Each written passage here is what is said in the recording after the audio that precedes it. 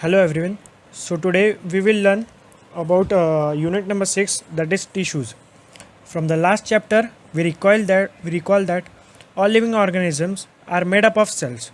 There are two types of organisms. One are unicellular organisms and other are multicellular. In unicellular, single cell performs all basic functions, that is movement, intake of food, gaseous exchange and excretion. One of the famous examples of unicellular organism is amoeba. In multicellular, specialized functions are given to the different type of cells. Multicellular cells show division of labor.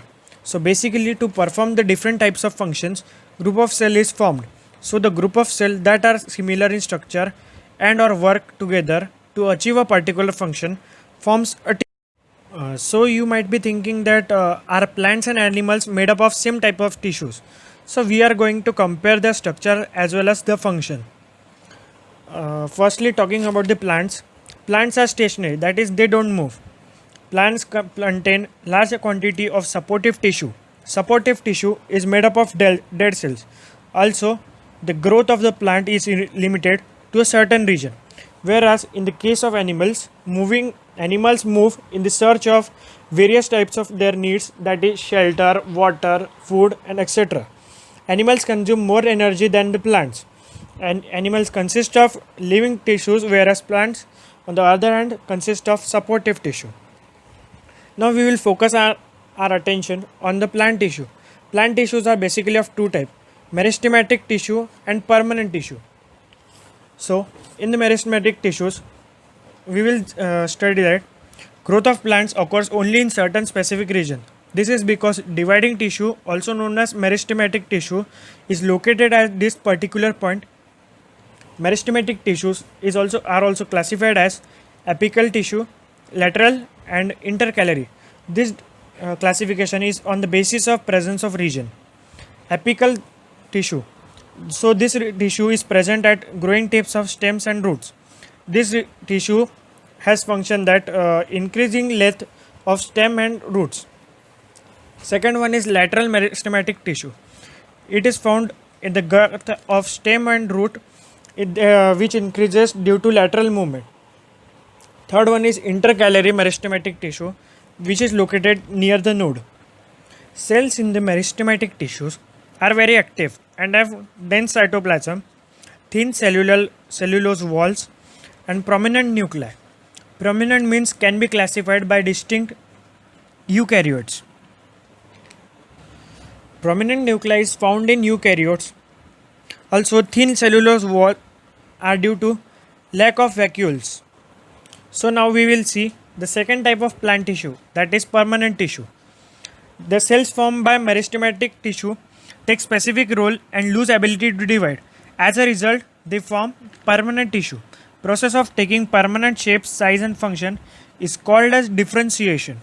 Permanent tissue are of two types: simple permanent tissue and complex permanent tissue. A few layers of cells beneath epidermis are generally simple permanent tissue. Example of general permanent tissue is a parenchyma. It consists of relatively unspecialized cells with thin cell walls. They are living cells and are usually loosely arranged, thus largely spaced. Largest space can also be called as intracellular space or more, that is space between the cells is increasing. Parenchyma stores the food. Generally it stores the food. In some cases it contains chlorophyll and performs photosynthesis. Such type of tissue is called as chlorenchyma. In aquatic plants, large air cavities are present in parenchyma to help them to float. Such types of tissues are called as erenchyma. Collenchyma acts in the flexibility of the plants. It allows bending of various parts of plants like tendrils and stem of climbers without breaking providing mechanical support. It is found in the tissue in the leaf stalk below the epidermis. Cells of this tissue are living, elongated and regularly thickened at corners. They have very little intracellular spaces. Sclerenchyma makes plant hard and stiff. It is found in the husk of coconut. Cells of these tissues are dead. Cells are long and narrow as the walls are thickened. Walls are thickened due to the finding of lignin in the walls. Lignin is a chemical compound. Sclerenchyma has thick walls, that is, no intracellular spaces are present. Most of the epidermal cells of sclerenchyma are flat, and also the outer side of the walls are thicker than the inner ones. We also observe some small pores that are found on the leaf. These small pores found in the epidermis of the leaf are called as stomata. Stomata is enclosed by two kidney-shaped cells that are called as guard cells. Guard cells are necessary for the exchanging of gases. Stomata helps in intake of carbon dioxide and release of oxygen. Now we will see a different phenomenon named as transpiration.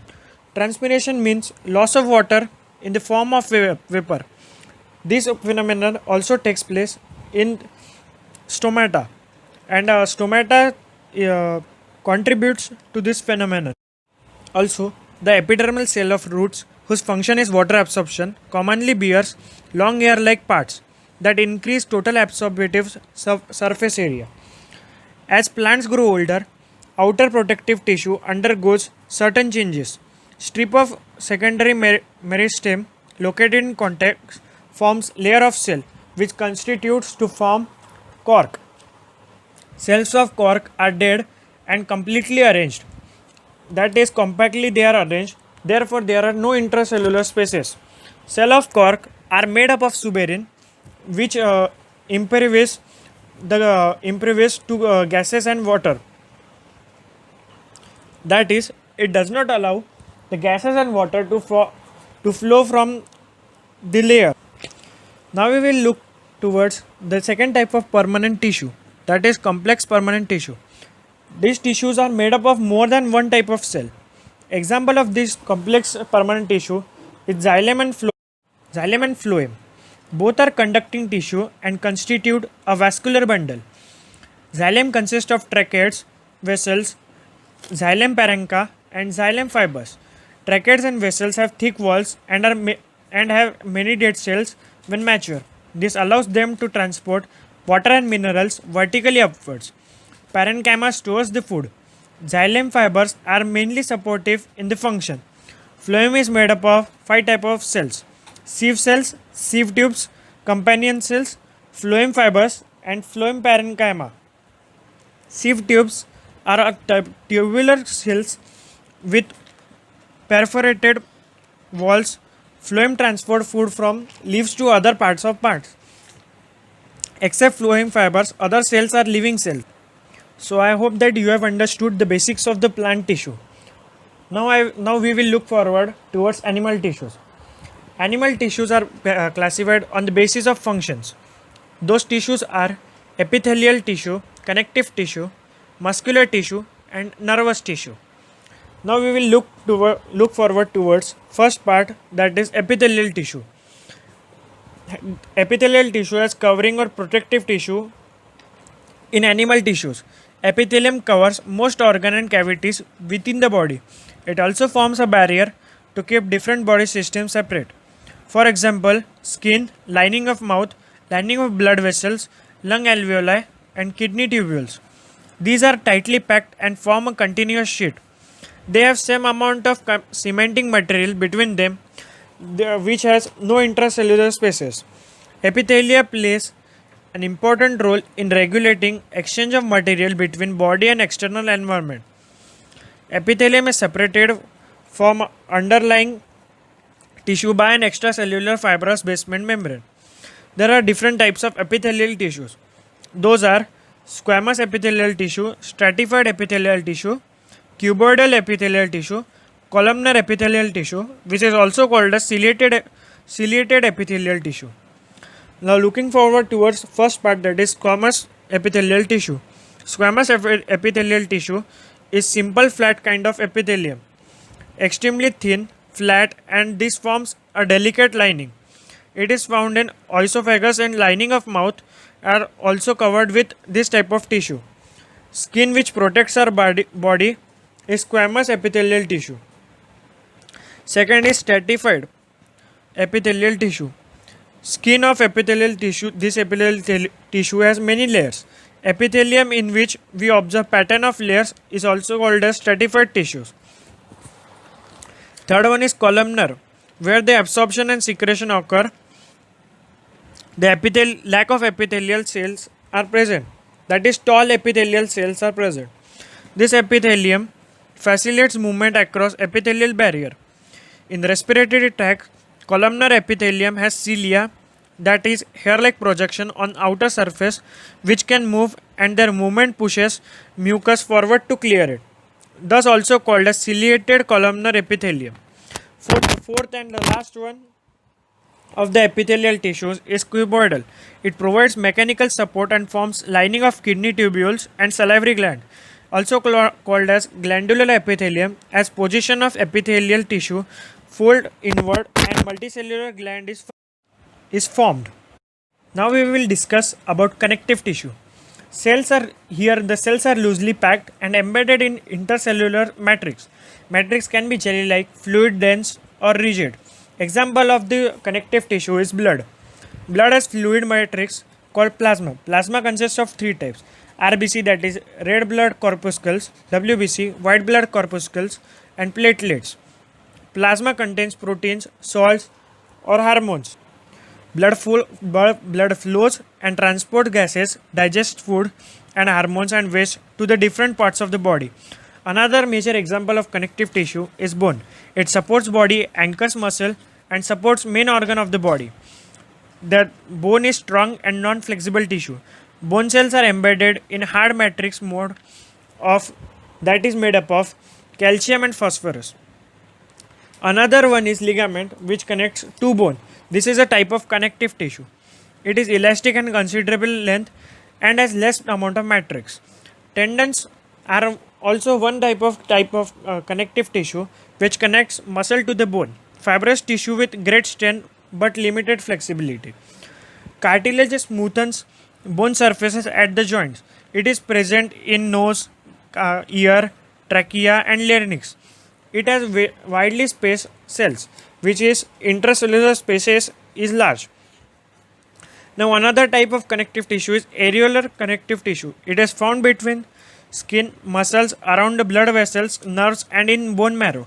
It fills space inside organs, support internal organs and helps in the repair of the tissue. Now another type of tissue is adipose tissue. You might be wondering where the fat of the body might have been stored. Now the fat of the body is stored in this tissue, which is known as adipose tissue, which stores fats and lipids. It is found in the skin and between the internal organs. Cells of this tissue are filled with fat globules. Third type of animal tissue is muscular tissue. It consists of elongated cells, which are also called as muscle fibers. These are responsible for movement in the body. Contains special proteins called contractile proteins. Contractile proteins reacts in contraction and relaxation to cause movement. Muscle present in our limbs move when we want them to. This activity is called as voluntary activity or voluntary motion, and the muscle resulting in this is called as voluntary muscle, which is also called as skeletal muscle, as they are attached to the bones and help in body movement. Under microscope, these show dark and light bands alternately or show striations when strained apparently. They are also called as striated muscles. Cells of this tissue are long, cylindrical, unbranched and multinucleate. Movement of food in alimentary canal, contraction or relaxation of blood vessels are involuntary movements. Smooth muscles or involuntary muscles control such movements. These are also found in the iris of a eye, in uterus or in the bronchi of the lungs. Cells in this muscle are long with pointed ends and uninucleate, also called as unstriated muscles.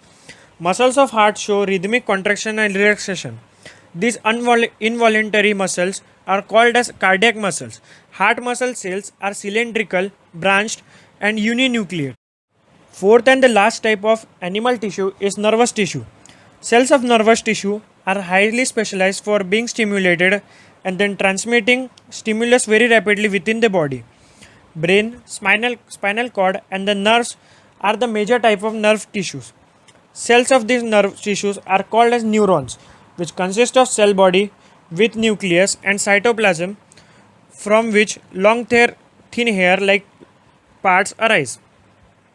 Usually each neuron has single long part called axon and many short branch part or branches are which are called as dendrites. An individual nerve cell may be up to a meter long or it can be less also. Many nerve fiber bound together by connecting the tissue to make a nerve. Signal passing along nerve fiber is called as nerve impulse. Nerve impulse allows us to move muscles when we wish to move. Combination of nerve and muscle enables animals to move rapidly. So in this way we also end the animal tissue. I hope that you have understood both animal as well as plant tissue. So we will have a final recall on what we have studied up till now. So up till now we have learned that tissue is a group of cells similar in structure and functions.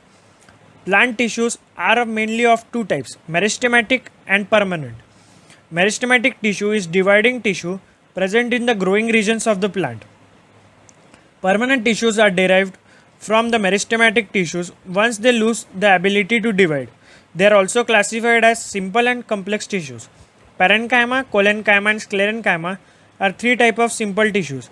Xylem and phloem are the two types of complex tissues. Animal tissues can be epithelial, connective, muscular and nervous tissue. Depending on the shape and the function, epithelial tissue is classified as squamous, cuboidal, columnar, elated and glandular. The different type of connective tissues in our body include areolar tissue, adipose tissue, bone, tendon, ligament, cartilage and blood. Striated, unstriated and cardiac are the three types of muscle tissues which we have studied. Nervous tissue is made up of neurons that receive and conduct impulses. So now we will be discussing the least favorite part of the student life, that is question and answer, but which are important to get the marks. So we will now solve some question and answers. So first question is define the term tissue. So tissue is a group of cells similar in structure and function. Second question, how many type of elements together make up the xylem tissue? Name them. There are four elements that together made up of xylem tissue. Those are tracheids, vessels, xylem parenchyma and xylem fibers. Next question is, how are the simple tissues different from the complex tissues in plants? So we will be discussing now the characteristics on which simple and complex tissues are differentiated. Simple tissues are homogeneous whereas complex tissues are heterogeneous. Simple tissues have wide distribution whereas complex tissues have restricted distribution. Simple tissue perform many functions whereas complex tissue perform majority takes part in conduction only. Simple tissues are made up of single type whereas complex tissues are made up of more than one type. Function of the simple tissues is food storage whereas the function of complex tissue is to protect. Simple tissues occur in all parts of plants whereas complex tissues occur only in vascular region of the plant. Simple tissues provide transportation of water and food in the plants whereas complex tissue act as support system to the plants. Example of simple tissue is collenchyma and parenchyma whereas example of complex tissue is xylem and phloem. These ends are this question. Next question is, what are the functions of stomata? So the function stomata causes the opening and closing, that is which allows the plant to intake carbon dioxide and release the oxygen. This is the main function of stomata. Now the next function is differentiate between parenchyma, collenchyma and sclerenchyma on the basis of their cell wall. So parenchyma has thin cell wall made up of cellulose. Collenchyma has less and uneven cell wall made up of pectin and hemicellulose, whereas sclerenchyma has hard and thick cell wall made up of lignin. So guys, next question is, what is the specific function of cardiac muscle? The specific function of the cardiac muscle is that it works to keep heart pumping through involuntary movement. That is, it controls the contraction of the heart. The pumping of the heart mainly depends on this cardiac muscle. So the next question is differentiate between striated, unstriated and cardiac muscles on the basis of their structure and site location in the body. So talking about now we will differentiate it striated, unstriated and cardiac muscle. Firstly, striated muscles are long, cylindrical and multinucleated, whereas unstriated are long, flattened and uninucleated, and cardiac muscles are fibers which are centrally located and have one or two nuclei and have light and dark bands. Striated muscles occur in the limbs, body wall and neck, whereas unstriated occur in the walls of stomach, intestines, body vessels, blood vessels and breathing passages. Cardiac muscle occur only in the heart, in the walls of heart. So the next question is name the following. The tissue that forms inner lining of our mouth, that is squamous epithelial tissue. Tissue that connects muscle to the bone in humans, which is tendons. Tissue that transports food in plants, which is phloem tissue. Tissue that stores fat in our body, that is adipose tissue. Connective tissue with fluid matrix, that is blood. Tissue present in the brain, which is also called as nervous tissue. So the next question is identify the type of tissue in the following. Tissue in skin is stratified squamous epithelial tissue. Tissue in bark of tree is cork, that is secondary meristem. Tissue in bone is connective tissue. Tissue in lining of kidney tubule is cuboidal epithelium. Tissue in vascular bundle is complex permanent tissue. So the next question is name the regions in which parenchyma tissue is present. So the parenchyma tissue is found in stems, roots, leaves. More specifically, it is found in the cortex of roots, ground tissue in stem and in leaves. Now the next question is what is the role of epidermis in plants? So the basic role of epidermis is to form boundary between the plants and exterior environment. It protects against water loss. It also regulates gas exchange. It secretes metabolic compound and absorbs water and mineral nutrients. Now the last question is how does the cork act as a protective tissue? So cork acts as a protective tissue as the cells are dead and compactly arranged without intracellular spaces. They have also deposition of suberin on the walls that make them impermeable to the gases and water. So this is the main reason why and how the cork acts as a protective tissue. So thank you for listening and hope you have learned something new from this chapter, that is tissues, which consists of plant tissue and as well as animal tissue.